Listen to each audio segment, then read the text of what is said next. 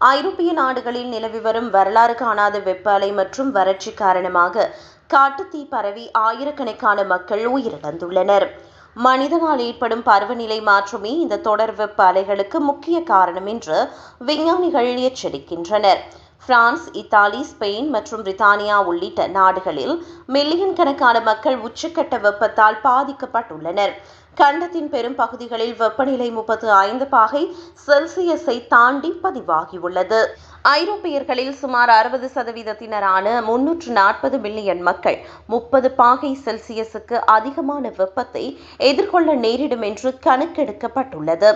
German வானிலை ஆய்வு மையம் மற்றும் ஐரோப்பிய ஒன்றிய தரவுகளின் அடிப்படையில் இந்த புள்ளிவிவரங்கள் வெளியிடப்பட்டுள்ளன.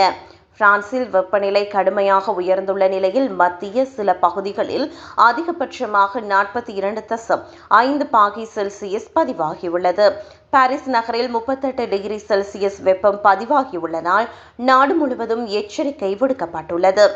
இத்தாலியின் மேற்கு கடற்கரை மற்றும் தீவு பகுதிகளில் 29 மில்லியன் மக்கள் வெப்பத்தால் பாதிக்கப்பட்டுள்ளனர். ஸ்பெயின் நாட்டின் மத்திய பகுதிகளிலும் 37 பாகை செல்சியஸ் வரை வெயில் சுட்டெரிப்பதாக ஸ்பானிய வானிலை மையம் தெரிவித்துள்ளது.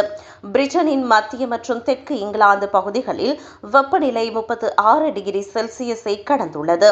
இதனால் இந்த ஆண்டு கோடைகாலம் நாட்டின் மிக வெப்பமான ஆண்டாக பதிவு செய்யப்படலாம் என்று வானிலை ஆய்வு மையம் கூறியுள்ளது.